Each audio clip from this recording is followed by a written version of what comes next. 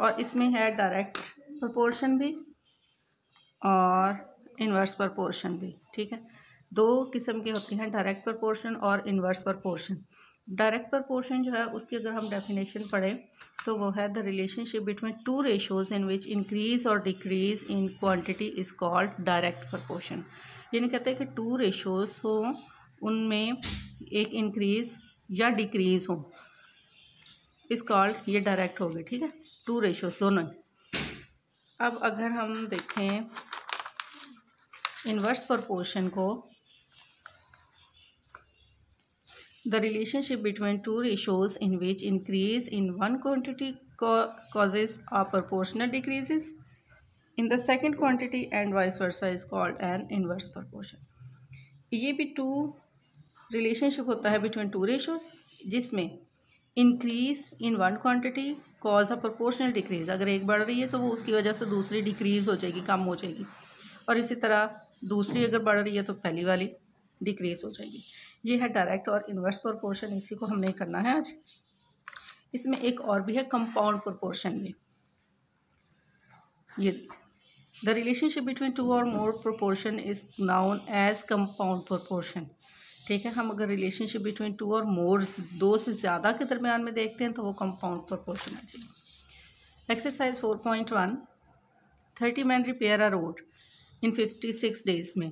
ठीक है, 30 मैन हैं, 56 डेज में उनका काम हो रहा है और ये 6 आवर्स डेली काम करते हैं। In how many days 45 man will repair the same road by working 7 hours daily. 7 घंटे वो रोज़ाना काम करते हैं, तो फिर वो काम को, उसको रोड को कितनी देर में रिपेयर कर लेंगे। ठीक है, उन्होंने पूछा है जो हमें चीज़ फाइंड करनी, in how many days, days को हमने फाइंड करना है इसमें। ठीक है, तो हम इसको स्टार्ट करते हैं। बिस्मिल्लाहिर्रहमानिर्रहीम। इसमें हमारे पास जो रेशोज़ आ रही हैं वो है, पहली है मैन। ठीक है, उसके बाद है डेज और फिर है आवर्स। पहले है 30 मैन्स हैं, 30 मज़दूर, उन्होंने 56 डेज़ काम किया और 6 घंटे डेली काम किया। ठीक है, अब उन्होंने कहा कि 45 मैन हैं। ठीक है, इनके दरमियान रेशो भी लगा देंगे हम। 45 मैन हैं, इन हाउ मैनी डेज़ हैं, हाउ मैनी में हम एक्स फर्ज कर लेते हैं। अगर वो 6 का, अगर वो 7 घंटे डेली काम करें, 7 आवर्स, रेशो 7। अब अगर हम पहले इनको देख लेते हैं, 30 मैन, उन्होंने काम किया 56 डेज़ और उन्होंने काम किया 6 घंटे। पहले हम इन दोनों को देख लेते हैं। 30 मैन ने 56 डेज़ में काम किया तो 45 आदमी बढ़ गए हैं, तो यहाँ पर जो एक्स की कीमत है वो भी कम हो जाएगी। ठीक है, अगर हम आदमी बढ़ा देते तो काम जल्दी ख़त्म हो जाएगा। सो हमने ये रेशो के बढ़ने से, इंक्रीज़ होने से ये रेशो डिक्रीज़ हो रही है, तो ये होता है प्रोपोर्शनल, तनासब माकूस।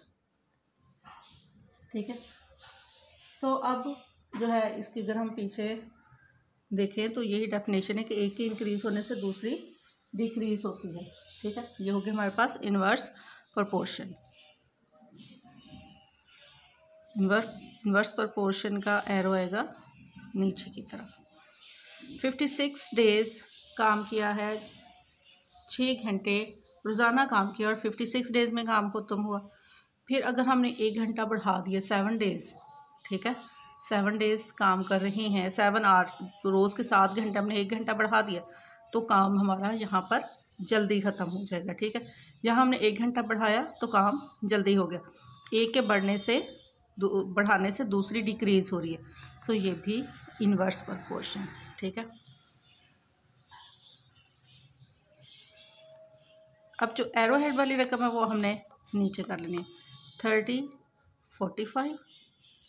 ठीक है, और उसके साथ हम मल्टीप्लाई करेंगे 6 और 7 को। ठीक है, और ये हमारे पास जो फाउंड करनी है हमने एक्स की वैल्यू, उसको हम ले जाएंगे इस साइड पर, एक्स 56। ठीक है, अब इसको क्रॉस मल्टीप्लिकेशन से हम इधर लेके जाएंगे, 56 करके, ठीक है, तो क्रॉस मल्टीप्लिकेशन है, तो यही 56 हमारे पास इधर भी आ जाएगा। यहाँ x की वैल्यू के लिए यही x की वैल्यू हमने फाइंड करनी है।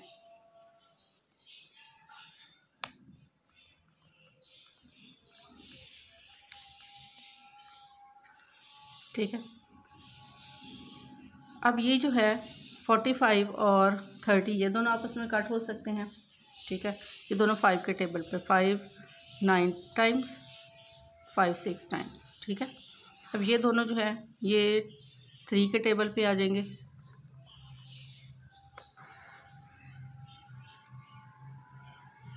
ये कट जाएगा इधर 56 के साथ, 7 भी कट सकता है, 7 1s are 7 7 8 टाइम्स। ठीक है, 3 1s are 3 3 2 टाइम्स 6।